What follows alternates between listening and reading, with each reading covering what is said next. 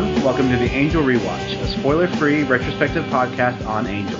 I'm William. And I'm Derek, and this is the podcast for Benediction, originally airing May 13th, 2002, written by Tim Minear. Angel comes back to the Hyperion while the rest of the gang is trying to figure out what came out of the portal after Connor. Angel says that Connor will show up sometime because he said he could maybe sometime see him, and if he doesn't, it's no big deal. Except not really. Anyway, meanwhile, the thing everyone's looking for is with Connor in a hotel room. This is, of course, Holtz. Holtz tells Connor that he needs to go be with Angel. It's what Connor really wanted to escape Cortos to find and meet his real father. It's important that Connor does this for himself, not for Holtz. I mean, okay, that sounds fake, but alright. Anyway, Connor shows up at the Hyperion just as Angel really begins to worry that Connor will not show up at the Hyperion. There's also another group moping scene, but you get the gist of those by now. Anyway, Connor meets the family, and he clearly isn't a big fan of Lauren.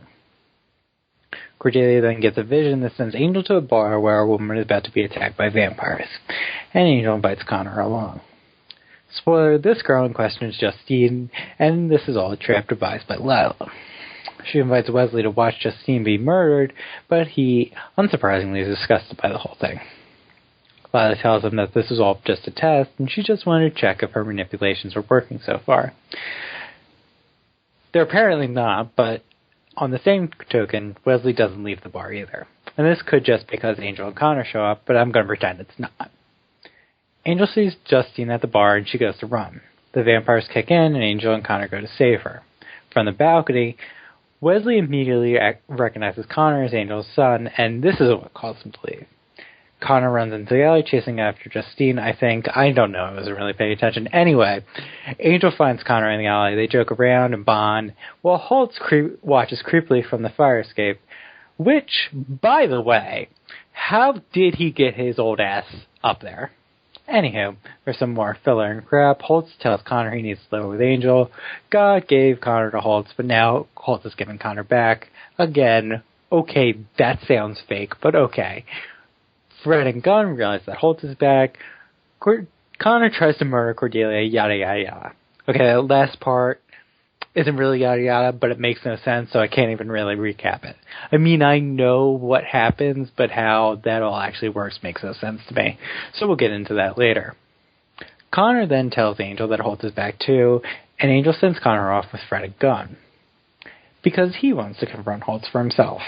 Cordelia is fine with the confronting, even killing Holtz, but she tells Angel that he should tell Connor first, and because Cordelia is always right, Angel should have told Connor, but more on that at the end. Fred and Gunn take Connor to the ocean, and while it seems to soothe them, they have a conversation that Connor can totally hear. Connor knows that Angel's going after Holtz now, but Angel's already at the motel, and he has a surprisingly contained and calm conversation with Holtz. Holtz gives Angel a whole spiel that's beginning all episode, and I almost believe it. Until it is, Holtz sends Angel away, has Justine murder it, and stage it like an Angel did it, and have Connor find it all. And that's the end of the episode. Wow, that recap actually went surprisingly quick. Well, surprisingly, because really all that happened in this episode was that Holtz manipulated Connor into believing that Angel killed him. And then everything else was the mystical glowing lights and Gru finally probably realizing that there's no future for him and Cordelia and Wesley and basically part 2 of the Wesley and Lila scene. Right. I think you can sum up the feeling of the episode with Connor and Angel awkwardly just standing there going, hey. Hey. Okay. Probably. The thing is, though, that this is like the most traditional Angel penultimate season episode, because before they pretty much, the season finales have just kind of been like an episode that just happened to be a season finale. I guess Pylea was somewhat, you built up to the end of Pylea, but it was still wrapping up the Pylea arc. This is kind of like wrapping up the end of the season, just bringing it all together. And I am interested. I do want to watch the next episode. Right. I mean, however, right. I was not entertained fully during this one. No, it leaves the episode with a nice cliffhanger for a promising, exciting finale. In theory. But a lot of what was going on here was last week. Yeah. Just dealing with Fallout and a lot of talking. I mean, I love talking. I mean, the reason to watch this show or any Joss Whedon show, Buffy, Firefly, whatever, is generally the talking is good. The character interactions. I believe the good. word you're looking for is dialogue. Yes. Okay. The chatty thing. Yeah. The thing that people do with their mouths. But a lot of this, I wouldn't necessarily even describe as spinning its wheels some more. Okay. But it just kind of slogged through what we've already been treading. Here's the problem. As I say, here's my problem. It might not be everyone's problem. Here's my problem. I am having a problem connecting to Connor as a character. Which does not mean I dislike Connor. It just means I don't care. And a lot of this episode relies on you caring about Connor, at least the idea of Connor. And it's hard for me to connect this teenager with the baby that was around a couple weeks ago. Because the baby I cared about, even though the baby was probably about 75% a doll. I'm having a real hard time putting any kind of emotion onto Connor. Because, like, I get it. I get everything that's going on with him. I'm sort of empathetic, and I understand he's the way that he is, but it's just really hard for me to connect to. And I guess my in is Angel, and I do still like the Angel scenes talking about Connor. It's just, I kind of just don't like Connor, but I don't, it's weird because I said I don't dislike him, which I don't. It's just I don't care. I'm just really ambivalent towards him. Because I want Angel to have a relationship with him, but not necessarily this guy. Because I don't find him particularly interesting. Even when he's trying to stab Cordelia in the neck. Which we will get to, because explain that to me. The episode definitely tries to make you care and definitely tries to make you have that connection. Like I mean, we'll get into the Cordelia scene, but like her showing that kind of motherly affection, the way that Angel describes their interactions, both him kind of explaining how he's feeling since he's back, and once they hang out at the club and everything, they try and make that connection with the baby that was and who he is now. Mm-hmm. I find much more interesting his psyche in regards to, like, whenever we see Holtz and Connor interact, like the hint of manipulation underneath all of that. So you think... Okay, so let's just get into that, because really everyone that interacts with Holtz is just dwarfed by Holtz, because I find him very interesting, and chances are we're not going to get a chance to talk about Holtz again, because he's kind of dead. Not that that means a whole lot, to be honest, but he is dead. And his old man makeup. Mm-hmm. Mm-hmm. It is a good thing that they made the decision to film him mostly in shadow. Doesn't make it better, but it does soften the blow. Right. But, no, but let's talk about Holtz as a person, not his horrible old man makeup. For the most part, I like that the episode, definitely on surface level, you can read, oh, Holtz, see, he's not a bad guy, blah, blah, blah, blah. And then they have just like the little hints of whenever he kind of twists things and warps it to his, like, vengeance, you got to go murder your father. I really like how subtle he is and how easily he's able to just manipulate people. It works really well. I really do enjoy that scene between the two of them. Just getting the implication of what they would be like when they were in Cortaz. Okay. Well, speaking about Holtz and his manipulations, I think another problem I have with this episode is that last week exists, and it seemed like they were setting up quite clearly last week that Connor was there to kill Angel. And it turns out that, and it was a plan all devised by Holtz and Connor, but it turns out that Connor didn't even want Holtz to come through with him, and Holtz never told Connor about any plan about killing Angel. Connor just wanted to show up to find him, which makes it kind of bizarre that the first thing he wants to do when he finds him is kill him, but whatever. If he wanted to get to know him before he killed him, that would be fine with. Anyway, whatever. I did find that semi-interesting, but then I was kind of just disappointed that we had to suffer through last week, which literally means nothing. Right. The last week is, I don't know if it's trying to, I mean, obviously it's trying to get you interested in this character and kind Connor. of... Connor. Yes, correct. Steven. Yes. No one's calling him Connor. I mean, Steven. Because Angel won't even stick to the Steven thing. He kind of eye rolls whenever he accidentally slips and calls him Connor in the club. Well, and then at the end of the episode, which, by the way, it's not probably going to turn out well for Angel, but he ends up calling him Connor. So from now on, we're just going to just assume that he is Connor. Despite... Because no one's around to call him Steven anymore. That guy's dead. Right. So he's Connor. Anyway. That aside, whatever you were saying. Last week they definitely did. They tried to make us care about Connor. I don't think it was necessarily successful in that. Nope.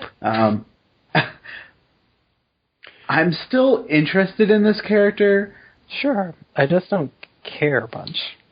They haven't given me a reason to like him besides that he's somewhat interesting. And now we might as well get into it. The Chloe Cordelia Angel light, or not Angel, I mean Angel as in like the being, not the character, where she takes away all his pain, which I'm not...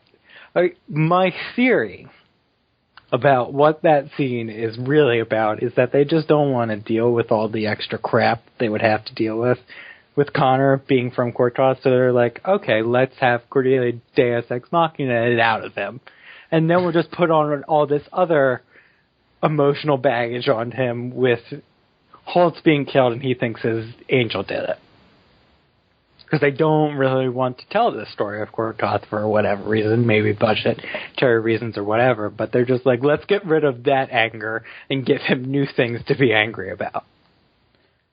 I found that bizarre. I don't think that it's unnecessary to talk about them needing to power cleanse him or whatever. Yeah, that's what I mean. It's bizarre. Like, I don't know why it's there, other than they just don't want him to be, like, insane. Which insane is not a actual psychological term. It's a legal term anyway. But, just mentally unstable. Because he grew up in a hell dimension. So they're like, all right, we don't want to tell that story, so we're going to tell this thing. That's my theory. But in that, I feel like that's cheapening everything. Oh, it is. You're trying to blank slate him. Mm-hmm. It is.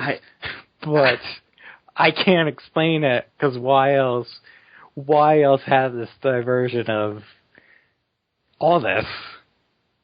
And then Connor is a somewhat different person after he is cleansed. Kind of. Well, he's much less aggressive and docile, and he opens up to Angel about Holtz. And then that all changes when he finds out, with good reason, honestly, that Angel is going to go kill his father. Right, but he's still being sneaky. Like, he purposefully, goes... When they go to the ocean, Fred Gunn and I don't think he's trying to get one over on them. I think he goes to the ocean because he wants to go to the ocean, and then the idiots start talking about it. Because stupid, Fred and Gunn were stupid. But that's the scene that was most interesting in terms of Connor for me. So you think Connor was manipulating them? I think, yes, when he goes to the ocean, he's totally seeing if they will actually talk, and so that he can overhear what they're saying. Oh, I didn't get that. I just thought he went to the ocean because he's never seen the ocean before, and then he just happens upon this. Because they brought him to the ocean, because but he goes, yeah, I understand that. But he's so dismissive of it because he's saying it looks so empty. Okay. I didn't imagine it'd be so empty. And I like that scene in terms of Connor because I also like, again, it still hints at the pain he can still be feeling, because whenever Fred tries to relate to him, say, hey, I got lost like you once, and when I got back, I was really disoriented and confused, but he relates to it as in, I was never lost, Kortoth was my home. Mm-hmm. And that was the most interesting I ever found the character, honestly. Okay. No, I agree. I read that empty line is somewhat comforting for him. I don't know. You could be right that he's trying to get that. I did find him telling Fred that I don't have a point of reference for how things are in this world. This world is as strange to me. It doesn't matter if it's where I'm from. Where I remember being from is a hell dimension. So I do find that intriguing. I still am largely ambivalent to him, though. I am too. And there's not like a likable quality. Yes, that's the thing. He's not a likable guy, and he's not really supposed to be, I guess. I don't know. Maybe he is. Not really, I don't think. The reason we're definitely supposed to... I would assume he's going to be the antagonist for the finale. Right. Clearly. Especially with... Or he's just going to be like, well, what you going to do? Just what are you doing? Let's go back to Korthoff. This place sucks. By the way, I fully hate Justine, and the time she spends on screen and she is not dead bothers me. Because, and I will say why, there was a moment after Holtz was gone where I thought, oh, maybe she's going to become her own character now. Maybe in all this rage and snarling lips, there's a person. But no, Holtz comes back and she's like, whatever you want to do, I'm down, even though you lied to me. I will be your prop to do whatever because I have no agency for myself because I am a woman. Not saying that all women on Angel are this way, but specifically Justine is just the worst. I would understand, like, since he's back, why she would go. Mm-hmm. But then there is some logic to what she says that she gave him a home. He gave her a home even if it was all lies. That's fine. She's not a character. She's always been a prop by Holtz, and now she is still a prop for Holtz. Right, and he very effortlessly gets her to do whatever just by going, well, it wasn't all lies. Mm-hmm. And then suddenly she's completely on board and... to murder him. Exactly. When this is supposed to be the man she loves and the only person really in her life that she has any kind of affection for. But she'll murder him because the plot demands her to murder him. Without question. I mean, she resists a little bit, but he says that one thing and she's like, all right, let me stab you in the neck 2 times. Do it. Anyway. But anyways. No. It is like Emperor Palpatine if from a Halloween shop. That's what I'll... Yes. Okay, yeah. we started talking about Holtz, and then we went on to Connor. But I want to get back to Holtz, because he's the one of 2 things in this episode that I actually find legitimately interesting, and not kind of sort of interesting, maybe.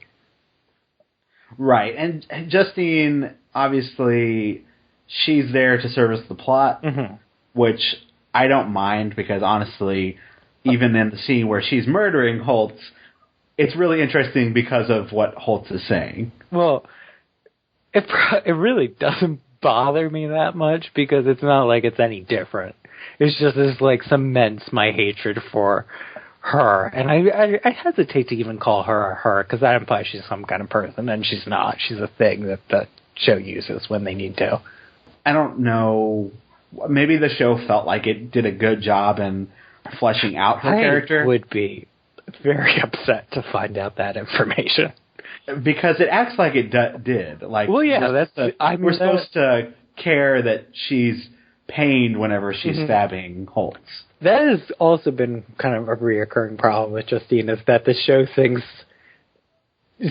to think that we know Justine better than they've actually told us anything about Justine.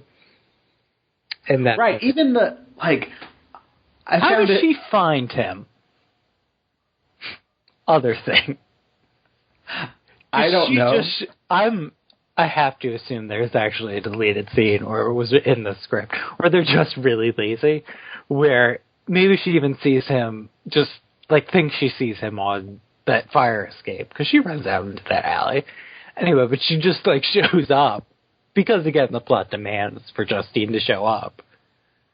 No, and it's also like right after Angel leaves, so you think Angel's actually showed up there first, or whatever, blah, blah, blah.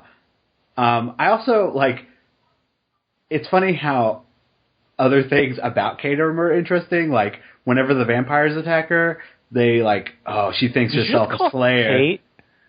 Oh, God. Which is, I mean, you're not wrong, but... Yes. Yes, I did call her Kate. Okay. Okay, but yeah, when the vampire... Justine. Justine. Justine thinks that she's a slayer. Like, all of that. That's a cool idea, that she thinks right, she's a slayer. exactly.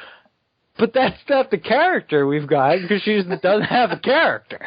So, we're just going in circles here. Right.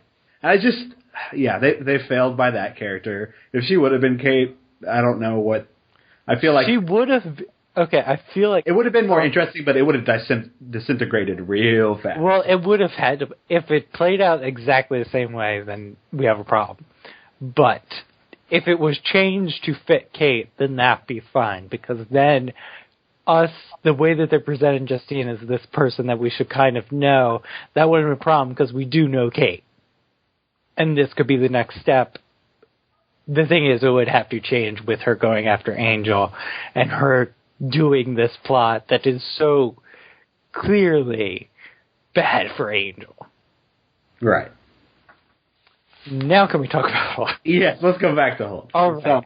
So what I want to talk about Holt when we originally got off talking about Connor is you think, or you thought that Holt was manipulating Connor. I mean, obviously he's manipulating Connor all the time, but you think there's always an element of manipulation with the Connor relationship, or is it basically like the Justine thing that some of it is lies, but some of it is real? It's both, and okay. So that's what you think.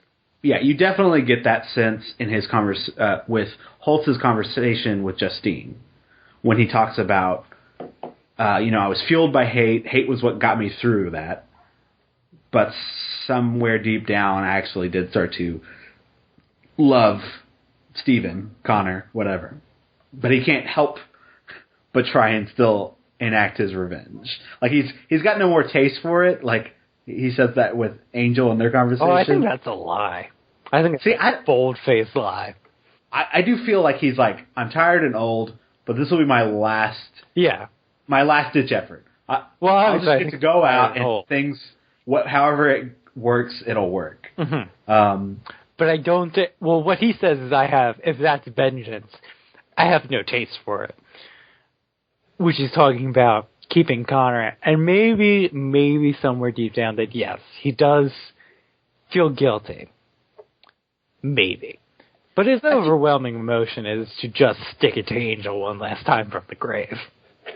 He might still have guilt and things because he does like tell Justine whenever she's stabbing him that he's not asking her to go to hell, but just send him to it. Yes. So he thinks he's damned. Yes. that he recognizes his actions are...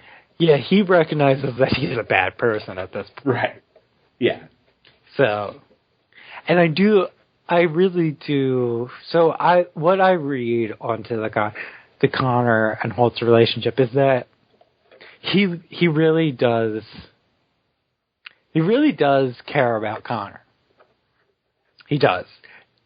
Just everything and everyone is secondary to Holtz when it comes to revenge against Angel. And it doesn't matter who. But I think Connor is the closest he's gotten to caring about someone since his family died. Right. And he hasn't had anything or anyone. Mm-hmm. Well, yeah, Justine, obviously. Yeah, but he didn't care about Justine. No one. Obviously. All right, here's my other... Wait, go on. Okay, well, I was just going to say, it definitely is tied into his hatred of Angel. Like... And the way he disguises his vengeance works so well. Okay, and this is my second question. Okay. So, just before you start talking about it, do you think that Holtz believes what is best for Connor is to be with Angel, and he just doesn't care and he wants to screw that up because he wants his vengeance? Or does he really not think that Connor is best served with Angel, and this is just his way to ensure that never happens, period? Silence. So, what I find interesting is in how he describes Connor. Mm-hmm. He said, you're the bastard of two vampires. Yes. Really love it description. Exactly. Well, I think Holtz is even surprised that he cares for Connor. Yeah, I would think that when it started out, that he really did view Connor as a bastard son of two vampires, and then it became this thing where God gave him Connor to make up for the loss. And I think if he has ever, well, obviously he has, because we just saw him do it, but you gotta think that if Holtz calls Connor and tells him the whole truth about his parentage, that has to negatively affect Connor's self-esteem. As ambivalent as I feel towards him as a person.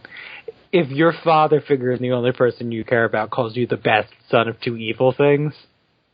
Right. Mm-hmm. Then you'll think yourself, even then I'm a demon. Yes. It's like, no, you're not a demon, but I don't know what you are. You're kind of, or you're sort of disgusting. I only throw up a little bit in my mouth when I look at you, but I still love you. He definitely inherits Angel's self-loathing. Well, yeah. And apparently his fighting quality, because forget last episode's fighting scene, now he fights exactly like Angel so much that Wesley just recognizes him immediately, which is BS, but... I mean, I like that they had a couple of times where he was, jumping on wires or whatever. Mm-hmm. But going back to Holtz. I like how he twists things with the truth. Mm-hmm. He doesn't give the full truth. And the way, especially, he takes the religious aspect to it. Well, I think he believes the religious aspect to it. I don't think that's a lie. I think he believes that whether he thinks that he's deserving of it anymore, probably not. But I do think when he told Connor that God gave him, because that's something that Connor really kind of latches on to, that God gave me to you. You're my father, not Angel. Right. Did you feel like the way the show depicts that scene colored that relationship? Because especially the music that they have going on is kind of eerie and creepy and sinister. It had an implied emotion of a deranged relationship. No. I did not. I think the sinister nature to it is more about the idea that Holtz is saying too much of the right thing right now. He's being too nice and just like too kind of accepting of Angel, and like, you need to go to Angel. That's what you need, and it's fine. I'm fine. Just we'll do what you need to do, and I'll be okay. That's what I read the musical cues as. It's like, no, he's saying the right things, but the undertone is that he's playing. There's something going on here. Yeah, I definitely think you can read that, and especially with the go to him, but be on your guard. The devil will trick you. He'll show you many colors, or whatever the exact line he uses. I think that was it. Sure, but that's not what something Holtz would say. So you weren't whispery enough when you said it, but yeah, I'm not even going to try and do a Holtz impression. So there definitely is. You definitely get the sense that something else is going on underneath the surface, and I get a sense that that's been in the relationship all along. That he was planting all these seeds to enact his revenge. I don't know if they were ever planning on actually getting back. Well, home. Holtz does tell Connor, "I always knew you'd find a way out." So this is a long con. Well, whether that means anything, or it's just some kind of lather. But he does say, "I always knew that you would find a way out." I mean, this isn't a long con as far as like Connor's in on it, right? But it might be. I see this kind of plan as an opportunistic thing that. Maybe one day Connor will get out. And maybe one day I'll be able to kill Angel. And now it's happened and I'm going to do it. And the day is finally here. Do you feel like... Because Holt seems so accepting of knowing how things are going to play out that he will find Angel. And I think he feels like he will lose Connor to Angel at some point. Well, I think his plan as soon as he comes back is to kill myself and pin it on Angel. Right. So I don't think he cares about losing Connor. I mean, he knows he's going to lose Connor in one way or another because he's not going to be alive much longer. Right. So I think, well, do you think, so that definitely was his plan along to commit, well, he doesn't commit suicide. He gets assisted suicide. But he probably felt like, well, Connor would eventually go to Angel, and the truth that I've been giving Connor isn't necessarily 100% there. So Connor might turn over to Angel's side. Okay, so you think the truth, when Holtz tells Connor that I've told you everything, he hasn't actually told him everything. I think he has. I feel like he's told him facts that he has twisted to his vision. Okay. You know what I mean? Well, yeah. Yeah. Connor... I think it's from Holt's point of view regardless. Right. Because obviously he doesn't have Angel's point of view. His point of view has always been this.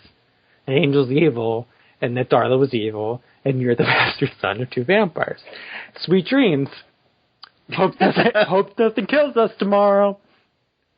But you get a good sense that he doesn't know everything about Angel because of when they go to the club, and he tries to, he's that's kind of baffled Holtz with. Knows. Is it? Or does he not care? He knows Angel has a soul. He knows Angel is a do-gooder now. Angel's mission. I would assume so. He's been watching them for months. That is true. He is very good at the spying, like he got onto that fire escape and knew how to get there. And knew all the members of Angel Investigation. This is true. Okay, so yeah, he probably doesn't know, but he didn't tell Connor that. Yeah, and Connor is very baffled by the fact is like, well, why are you killing these vampires if they're just like you? Mm-hmm. So I don't think he necessarily knows about Angel's soul or his mission. No, I think he knows about the soul. I definitely think he knows about the soul. See, I'm not sure he does. Okay, so he may not. Okay, I was very certain about that, but then you came up with denial, and I completely changed my opinion. So, I think he does. I could be wrong. I mean, he might, and then it would get explained away with, it doesn't matter, you still did all these things. That's who you are. So, yes. Ultimately, it doesn't matter if he doesn't know about the soul, but he definitely is confused why Angel, who's supposed to be evil, is killing other evil things. Mm-hmm. I don't know if we're supposed to read more into Holtz's love for Connor, because he's definitely surprised with the fact that he actually began to love Connor. Mm-hmm. And so I don't know if there was a hate towards Connor because I think there would have been. Him seeing him being the bastard of two vampires. Mm-hmm. Just from what we know of Holtz and how much he hates or hated Darla and hates Angel, their son he would not feel too favorably about. So this last-ditch effort feels like a way of... Like, I don't know if he's necessarily... I don't think he would be sickened with himself that he turns up loving Connor, but... No, I think the reason he kills himself is all to get back at Angel, and it doesn't... Right. Nobody else matters. It doesn't matter that he actually does care about Connor now. That's all secondary to his revenge, and he recognizes that that's wrong, but at the same time, he doesn't care. Like, he knows he's a bad person now, but he can't help himself. This is his mission, and he is so devoted that he's going to see it through, even if it sends him to hell. So that's, to go back to my question that you answered with silence, because you didn't know. I do think that he thinks Connor would be better with Angel. That the reason the lie works so well is that he believes it. But he's so consumed with vengeance that he won't let Connor or Angel be happy. Mostly Angel. Right. And I think that you definitely get a sense of some of the actual truth that he tells Connor, like, I don't know what you are. There are answers here, and Angel will probably be the best means of you finding those answers. Mm-hmm. But ultimately, he does send Connor in a position where he's going to kill the person that's going to have those answers. Yep. Because he don't care. And so, if he doesn't care, how's that tie in with him loving Connor? Well, like I said, he loves Connor, but it's not a selfless love, because Holt is a very selfish person. Right.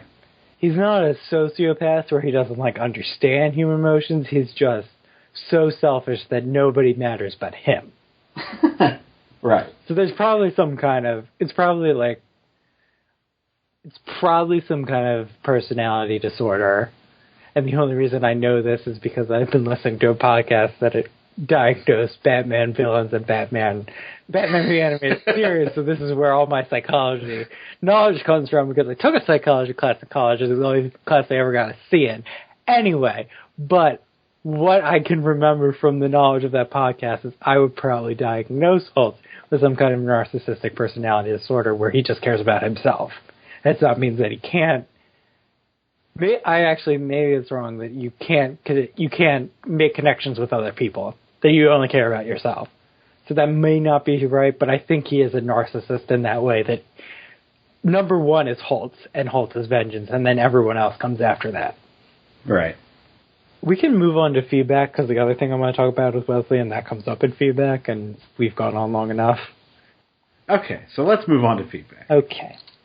So, first up in feedback, we have Kathleen, and she says, Holt's discussion with Connor was interesting. Holt's telling Connor he knew Connor would end up seeking out Angel to find out if he was like him. Nicely parallels an adopted parent's speech to their adopted child wanting to find their biological parents. But Holtz lets his guard down by then warning Connor about Angel and reminding Connor what he has taught him. Gives a glimpse to Holt's plan, allow Connor to get close to Angel, then find a way to drive them apart again. I liked Gru and Lauren's talk, and Gru knowing in his heart Cordy wasn't going to ask about his whereabouts. He's graceful in that acceptance. Lila bringing Wes to the bar to watch Justine being attacked by vamps. I like that she calls it straight away that Wes needs to think about if he should warn Justine or leave her to die. Angel and Connor play fighting in the alley, drives home that Angel has missed so much of Connor's life.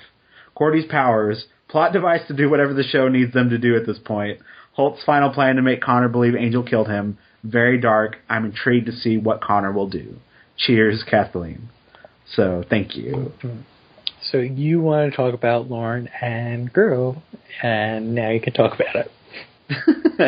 Well, I definitely did enjoy that scene. Not that it brings any new information, especially on Gru's side of things. I do like him not being so pouty anymore. Well, he was pouty for like a line.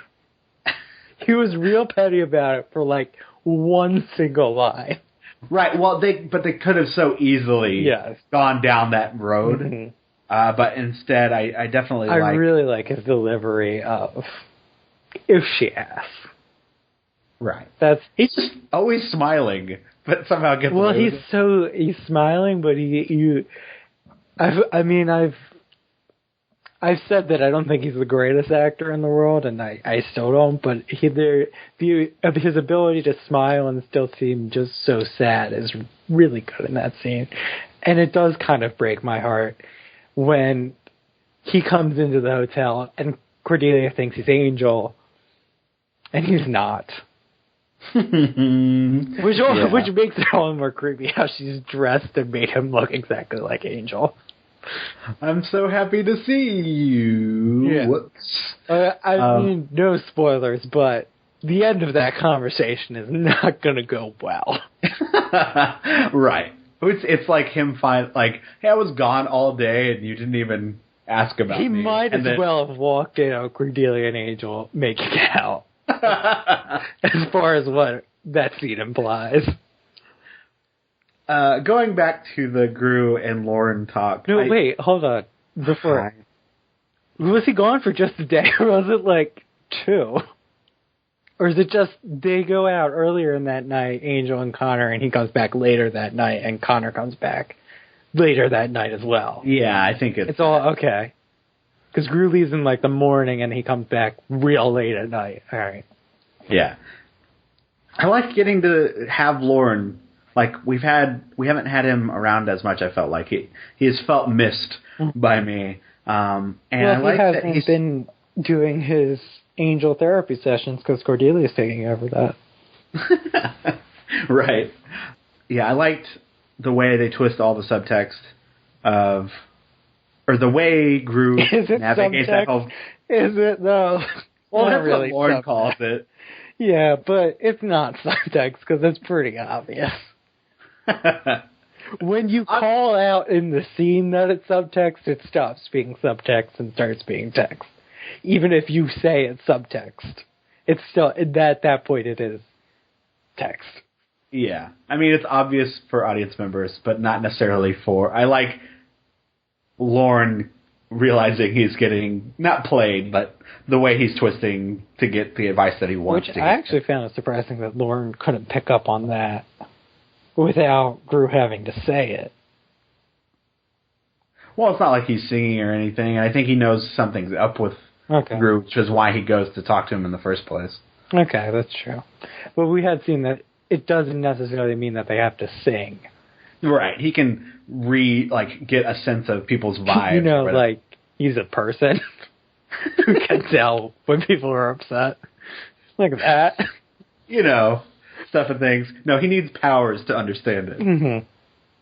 Well, no one recognized Wesley when he was going insane. Yes, well, that's true. He had to sing the lullaby.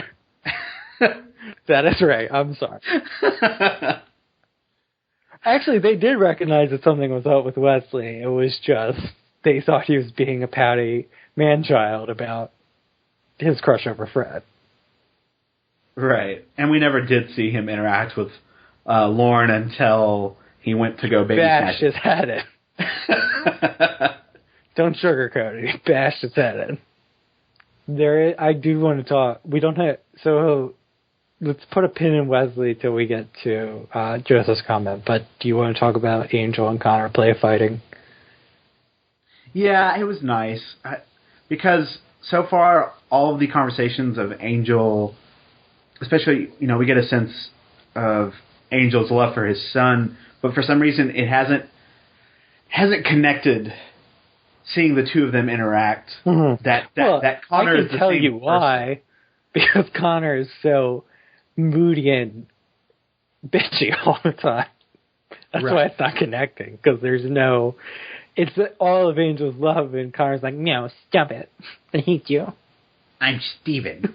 My name's Steve. That's a very good Connor impression. That's why it's not connecting. So, yeah, I like them playing, and I actually really like Angel's line of when he gets Connor to smile, and he says, it's good, you can do that, too. Right. All right. And also, even having the future scene where Cordelia and Angel are talking, and like the kind of happiness that Angel like exudes in that scene, because he has been so dour and depressed for losing his son, and then that kind of light that was shining from him when he's describing the light at the end of the tunnel that's going to be a train. Right. Because that's how Angel, the show, works. Still, the scene works very well. Yes. Okay. Got to give you hope again. To snatch it away, because it's a Joss Whedon show. All right. Moving on, we have Alicia, who said, the good. Fred, so he survived a unspeakable hell dimension. Who hasn't? Fred doing the lobby stir, and when she gets up, she looks up and says, hot. Angel's son, hi, I didn't mean to click at you. When Connor and Angel both cross their arms and look away, I loved it. It's dangerous, lots of killing and violence. You want to come? I'd like the tag team of Connor and Angel. Cordelia comforting a crying Connor is sweet. Other. Course Toss did not do Holtz any favors. Holtz looked terrible and creepy. Holtz is creeping me out. It isn't God who gave Connor to Holtz. It's that dimension-hopping demon. Lauren snapping at Connor. I like Lauren putting his foot down. Connor's crazy guys were creepy. So Connor can sniff you out, and he has supernatural hearing. So Holt's plan was to have Justine kill him, but make it look like Angel bit him. So thank you, Alicia. Now, you also want to talk about Lauren and Connor's confrontation. Yes. Well, one, I love... we're getting more Lauren, which is nice. It makes him feel like a real character. And having someone that could literally talk crap back to Connor was nice. Like, everyone's putting on their boxing gloves, kid gloves or whatever, and doesn't want to necessarily push any buttons. No. But he's literally gets to be like... He even tries to, like... We'll let that slide. But then the guy, Connor, keeps pushing. And I think that's in Lauren's character. That we've seen when people treat Lauren like an evil demon, he gets really offended. And that's the only time that Lauren gets aggressive. It's actually when you call Lauren a demon that he actually starts to act like one. Which is somewhat interesting. Not saying he's secretly evil. I'm just saying it is interesting that when he gets called an evil demon, he starts acting like an aggressive evil demon. Well, I would like the way Lauren's character comes across is how he is so accepting of people and the way he puts people on their path. Yes. It's that when people have that kind of intolerance, that's when he dishes it out. Yeah. That's really what I mean. That's what I like. But Lauren doesn't like it when people are intolerant of him because he's so accepting of everyone. Yeah. And he doesn't... When you treat him with aggression like Connor or even Mr. Burkle, who was not too happy with him either, he gets really annoyed. Like, he'll be with you until you cross him. Or, not to delve too much onto the facts, but that old gang of mine. That as well. Yeah. Yes. So I like that in Lauren. Right, and one, it did give us an actual time frame. Apparently, they've only been gone a week. Well, yeah. Well, we get that from Holtz too when he says days. We've only been gone days. The older I get, the more whispery. I'm slowly getting closer to death. Anyway, I like how he shows up in this episode coming from a bathroom. Just a side note. My bowels don't work as well as they used to. Well, I'm glad he still remembers how to use the bathroom. Well, he hasn't been gone. He lived like 50 years in the real world, which, by the way, he wouldn't have had toilets. Yeah, flushable. So he got real used to toilets in the few months he was in present day. Anyway, we're really talking too much about Holtz's bowel movements and bathroom activities, and I want to stop now. Something I did want to mention, she brings up that shot where both Connor and Angel, it's them being awkward with each other, but the way they both cross their arms to kind of like mirror each other, I thought was nice. They did a couple of different shots where they try and play up the similarities between the two of father and son, which I enjoyed. It's appreciated, even though I don't see anything of Angel or Darla physically in Connor. I did not like the Fred hot line. No. That felt awkward to me. Because Connor's no. Whether you find Connor physically attractive or not, no one in that group should find Connor physically attractive, even though now they are contemporaries, age-wise. Right. So did find that very awkward. Not mentioned in Alicia's comment, but I also like something the episode did where they would... Something TV shows do where they would talk about a subject or a character or whatever, and then they would immediately cut to another character. They had in Angel and Cordelia's scene when he's worried about whether or not Connor will come back, and she's like, well, he'll have to come back. He's family. And then they immediately cut to Wesley. Yes.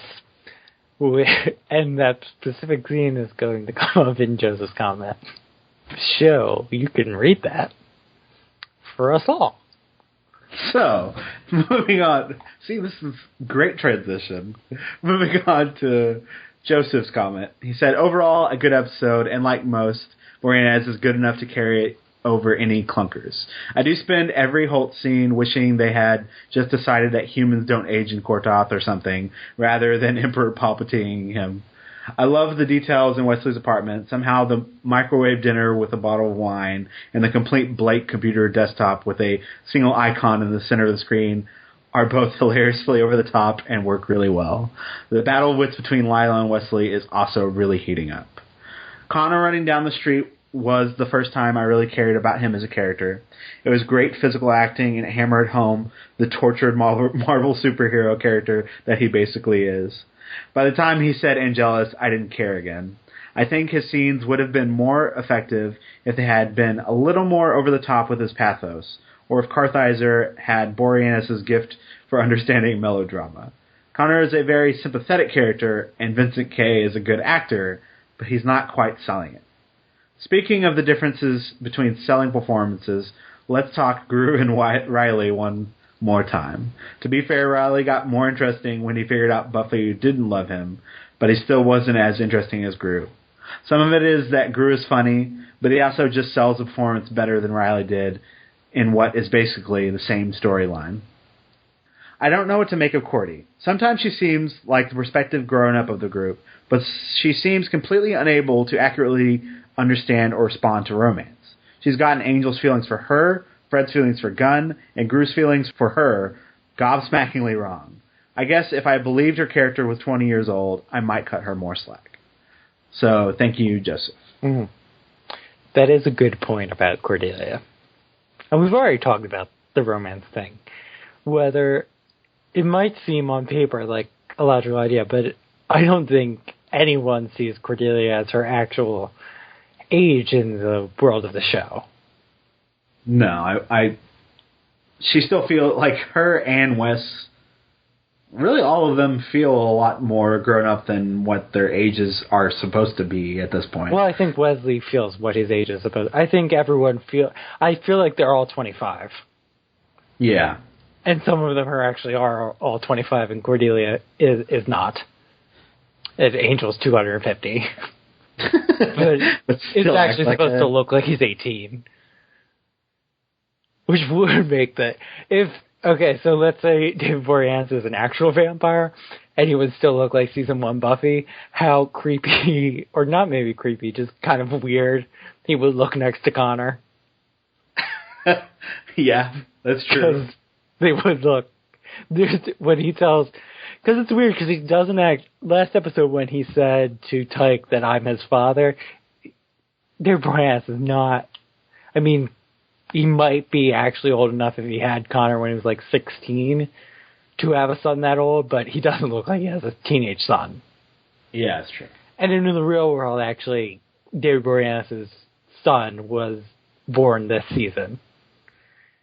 Just a nice little tidbit. Just saying. Well, it's a nice connection to make. Yes. And I've wanted to bring it up before because I think it informs his performance in some of the Connor scenes. Yeah, I would agree with that as well. Anyway, Wesley. Wesley. Which, I like getting to spend more time with him. I like getting to spend more time with him and Lila, because that was my favorite moment in last episode. Right. Which, more time there. I love getting the two of them interacting some more. I love how Lila just keeps playing with him. Mm-hmm. I think the come alone was the best part of that comment or whatever, the email she sent. Mm-hmm. She does make a comment about the come alone. I thought that was a nice touch. I really like how she just likes pestering him. But, okay, so the fact I do like the microwave dinner and the bottle of wine, which is just like so perfectly Wesley. The completely blank crew screen with one single icon. I don't think that's supposed to say anything about Wesley, because that's just, no matter what a character is going through in a TV show, usually they only have the one icon that they need to click on. That's just something I've noticed that I find funny. Yeah. I like, it's so interesting where his character is at now. He's so pathetic and sympathetic, honestly, even though, he's done bad things, but just him being alone in his apartment is... It's on a pendulum swing for me, how I feel about him episode to episode, if I think he's likable or I think he deserves it. Right. And a lot of it is of what he ends up saying. That is true. how douchey his comments are affects that. I love him, busting into the club, passing people to get to the railing. Mm-hmm. He looks super heroic and everything. Yeah. Okay, so this is also what I want to talk about. So this test... I actually think that he tells Lila all she needs to know by actually even showing up. Yeah. Even the fact that he doesn't want to see Justine get killed, she's making some kind of headway for him, because if he really didn't care, he'd just ignore it. And he wouldn't show up. He has nowhere else to go. He's like Angel from season 2. Mm-hmm. Well, we already said that, yeah. Yeah. But the fact that Lara's like, well, this isn't working, so you can leave now. And the fact that he doesn't leave. I love that line, because the way he's he gets infuriated, because I would be the same way. You can go now. It's like, go now? I'm not going to go. I'm not going to go. You just told me, no, I'm going to stay here now. Yeah, it's Wesley being stubborn Wesley that he needs to make the decision. You didn't fire me from Angel Investigations. I quit. You guys can't come around here anymore. I mean, I could have easily seen that scene going for a bit of comedy with, well, I'm going to go now, but it's not because you told me to go. Well, yeah, but that he needs to see Connor. Right. Because he has to make the connection. Sorry, I didn't mean to interrupt. Go ahead. But no, what I meant by the fact that he doesn't go is that I really love that Wesley knows that he's being played, but he doesn't understand how much it's or maybe he does and he doesn't care, but it's also working. Lila's not losing as much as she's not gaining ground with the most obvious tactics. The subtle things are really working for her. She gets him to show up and she gets him to not leave right away. I really like their interactions because the chemistry between the two characters seems to be working. The way, like, her pestering him's kind of They're so schoolyard. You just want to say they're close to hate sex, but they are. the very flirty nature of. You can say it. They're close to hate sex. Just say it. No, I'm not going to say that. Well, they are. I will. Is there anything else in Joseph's comment that you want to talk about? No. I think we talked a little. I mean, we talked about Connor. Really. Yeah, and what's working, what's not necessarily working. And Holtz's makeup didn't necessarily do any favors. I will say that I agree with him that I think the actor is an excellent actor. I think Vincent Kartheiser, I think I said it right for the first time, I think he was one of the best actors on Mad Men, which is a show of really amazing actors. So I think there is hope for me that Connor could be an interesting character. Whether Connor will be a likable character is another. That's not the same thing. Because, as I said, Wesley's on a pendulum, but we could do a whole hour about Wesley, honestly. Yeah, I actually agree with that. His Vincent K's performance on Mad Men, like, that character is so unlikable, but there's something very interesting to watch with that character. But I guess that's kind of the way all the Mad Men characters are. Well, not all of them are necessarily likable. They're not good people. I mean, they're more just flawed people. Which it depends on what kind of story they want to tell with Connor. But obviously making him an antagonist is what they're set up to. So we're not necessarily supposed to like him. But I do think they're trying to sell some sympathy there, but it's just not connecting. Well, yeah, he's definitely supposed to be a sympathetic antagonist because he's being manipulated into this, obviously. Right. And he suffered and he's obviously messed it up in the head. He's a confused kid. Yeah, but he got his, cleansing on. He's totally fine now. Whatever. Well, he'll be messed up in the head now that his biological father is killing his adopted father. Or he thinks so. Yeah. And he's been told that he's a bastard son of two vampires.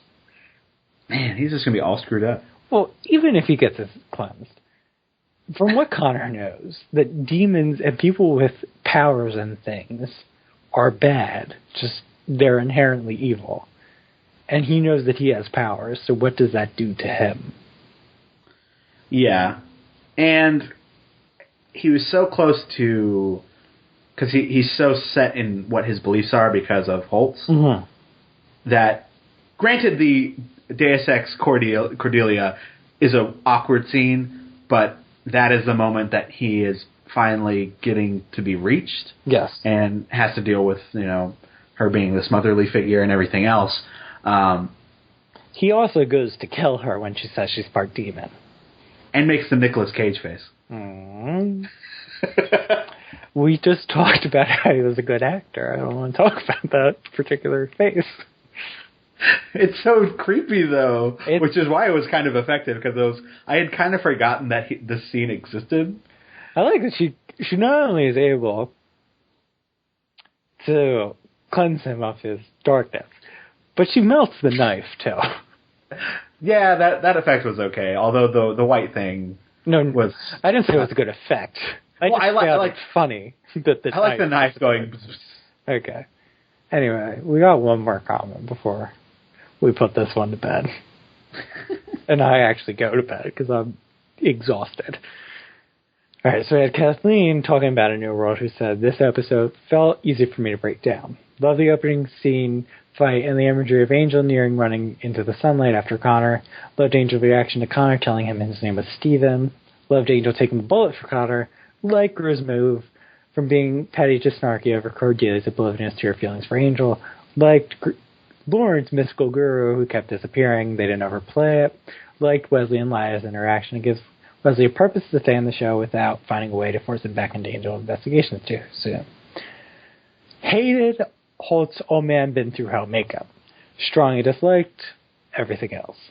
The episode spends so much time driving the point home that this world is a bit like hell for Connor, with all the dangers of this world with drugs and the guns, and instead of the demons, Angel's fought since day one of the show because demons wouldn't scare him. If he survived, what we can only imagine Kortoth was like. Connor in this world for less of a day finds a girl who likes him. Meh. Connor's lack of personality shown in this episode. Double meh. Oh, thank you, Kathleen.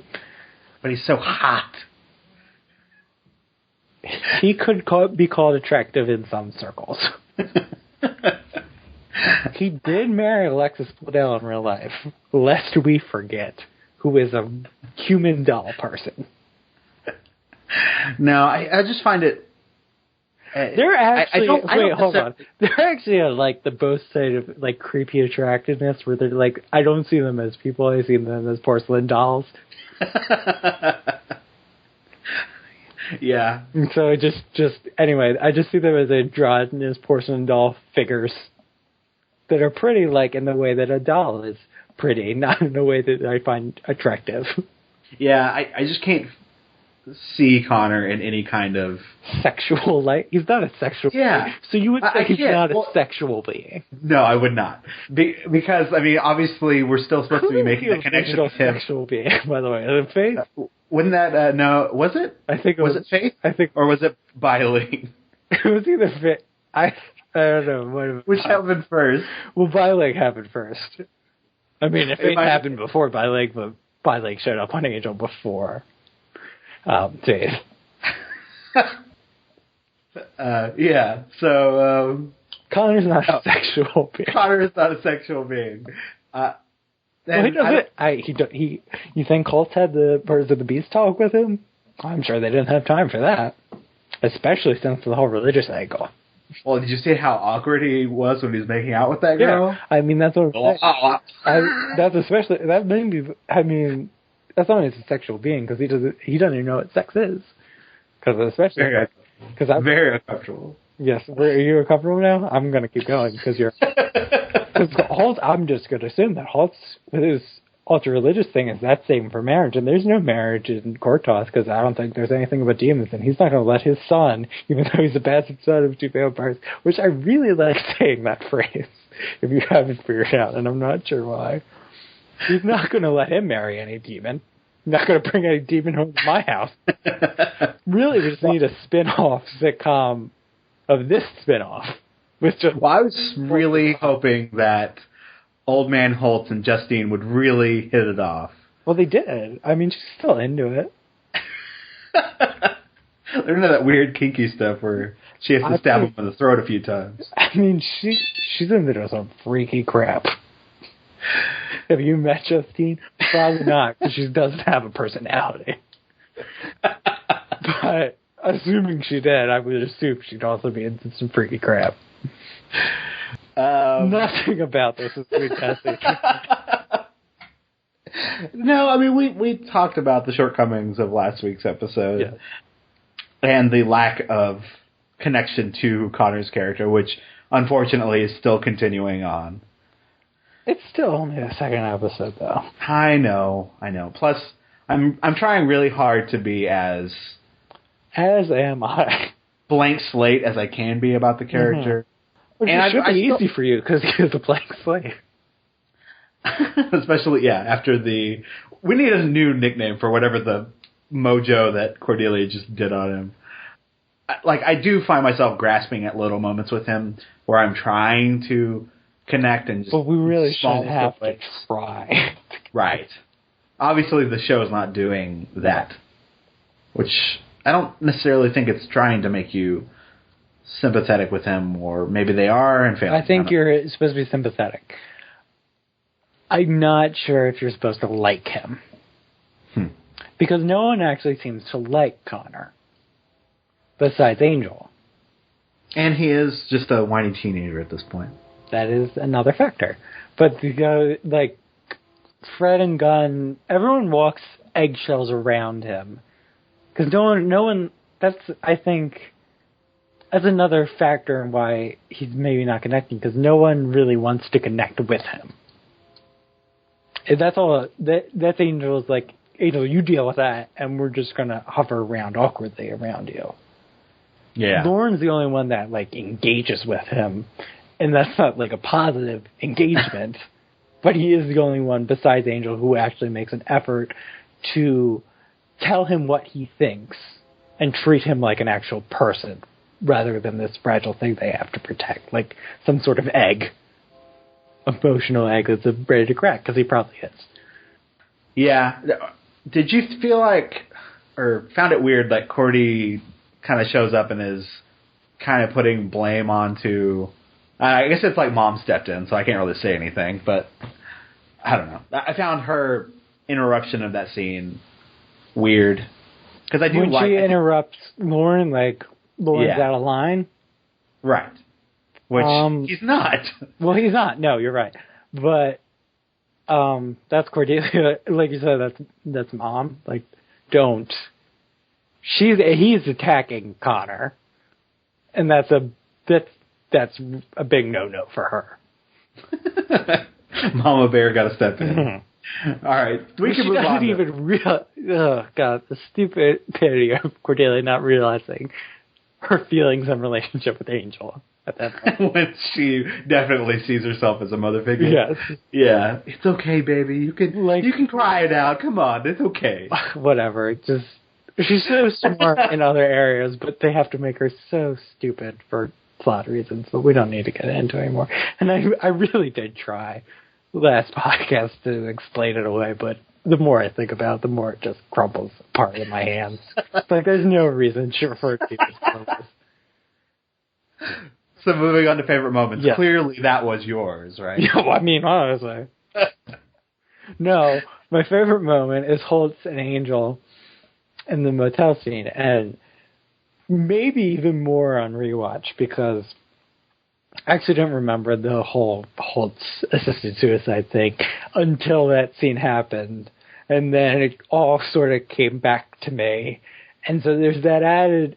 I really like their interaction, which we haven't seen really much, if anything, besides the fact that when Angel went through that elevator like a Daffy Duck. Yeah, I think that's really the only time we've seen the two of them face-to-face. Usually and jealous stuff.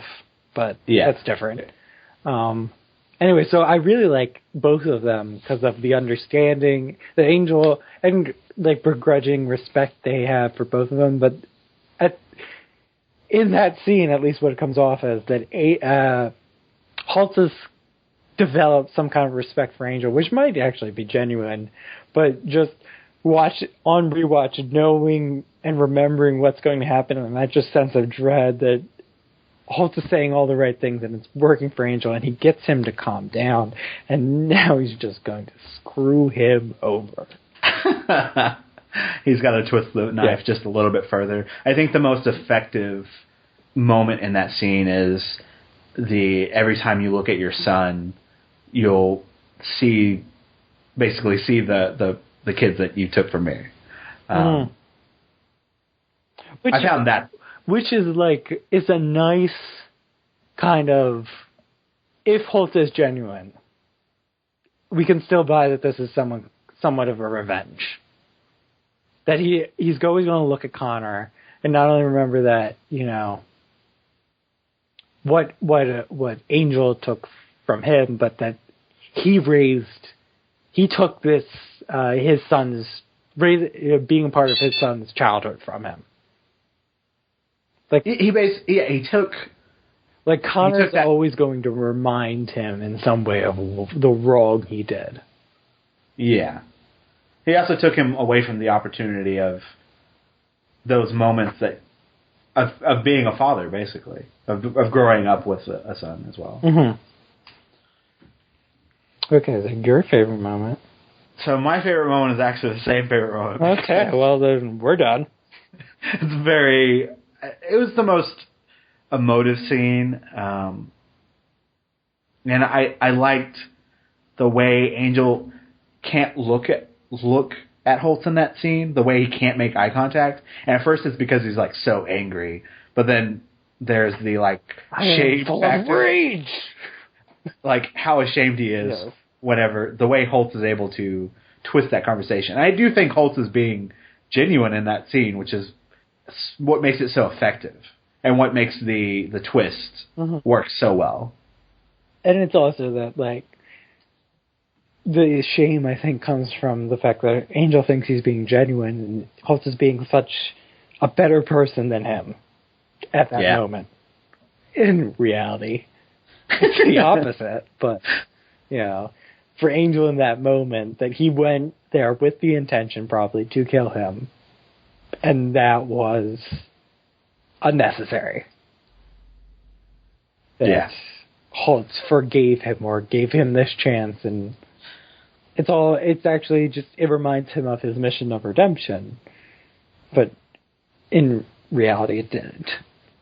Right. Holtz didn't redeem himself. He actually went the opposite way. He had an opportunity to, and then he veered way off course. So that I am very interested to see where the story goes, right, and how this moment affects Angel moving forward. Right. I appreciate the story that they're telling.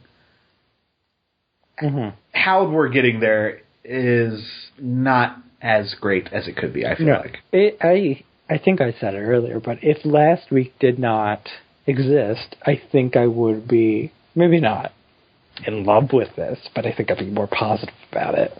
Yeah. All right, so scores? Okay, so I'm going to give it a 56 because I'm not that great. I don't feel that great about it, but I don't hate it. I just, it is a thing that exists and it's fine. Like, I want to see the next episode, so in that respect, it succeeds. In the respect that it is an episode that entertained me from beginning to end, no. There were some moments I enjoyed and some that were just treading water. Like Gru, which I thought was a really nice performance, but again, didn't add anything new. Connor being angry didn't add anything new. As much as I like Wesley and Lila, nothing really new there. Right. Really, the only significant thing that happens is the twist at the end of the episode. Which could have easily happened at the end of the last episode. Because nothing Connor did in A New World was important. Right. Yeah, I mean, it is true. We didn't actually even get to know him because he barely says anything in that episode. I ended up giving this a 58. Same reasons. It just kind of spun its wheels a little bit, and I mean, the end sets up for hopefully what could be a nice finale. But I will say, not based off any kind of memory. I think this might be the most satisfying and exciting finale that we've gotten, because Pylea was a nice. It was a nice wrap up to the Pylea story, but it wasn't like that was not. In some ways, it tied into the whole season thing, but it really wasn't wrapped up the season. Unless they screw it up big time, this has to tie up all the different threads that have been going on all season. Right. Even if Wesley's not even in the episode, it's just Connor and Angel, and you'd assume from what we get from the Gru and Cordelia, something is going to happen there. So those are two things that are definitely like 99% have to happen just because that's how drama works and TV works. But there should be other things as well. Right. I'm interested going forward. Season 1's finale, I felt like, had some great moments for a lackluster season, especially the end of it. But I'm hoping... Oh, well, you see... Yeah, okay. But again, this has the most, complete because it has... It hopefully will tie all of the overarching threads that we've been getting through the entire season. Which is why this is the first season that I want to do the season podcast, because it's the first season I feel that has told a complete story from beginning to end and not just mini arcs. Yeah. All right. All right. So before we move on to plugs, just a reminder, we'll be recording both the finale podcast and the season 3 discussion podcast. We'll be recording next Thursday night. So or this Thursday. Next Thursday sounds confusing. We'll be recording since they'll be listening to September 17th. Okay, well, now you just made me sound like an ass, but I was just looking out. No, you're correct. I needed to be clear and precise, which I'm not always. Okay. Well, you're not the only. You're looking me out. You're looking. You got my back. So I didn't take it as an offense. I would be your boy wonder in our bar fight. Oh, Batman references. And if you'd like to leave us some feedback, you can do so by commenting on the post at theangelrewatch.wordpress.com. Or you can send an email to angelrewatch@gmail.com. Or you can call our voicemail number at 206-203-3276. We're going to Tumblr, which is angelrewatch.tumblr.com. See all the reviews archived there and guess what episode they're watching. Except kind of, because I've kind of taken a break from that as well as we're prepping for the podcast thing. But eventually they will trickle out. We're available on YouTube's, iTunes, and Stitcher. While you're there, leave us a review. It really helps promote the show. You pronounced it as YouTube, and I found it really funny. Anyway, do your Twitter. The YouTubes. You can follow me on Twitter at NerdGuyWilliam. And you can follow me on Twitter and Tumblr at The Comfortor. And next time, we'll be reviewing Tomorrow, where Angel and Cordelia plan to meet to finally acknowledge their feelings. What? They're in love? Shocker.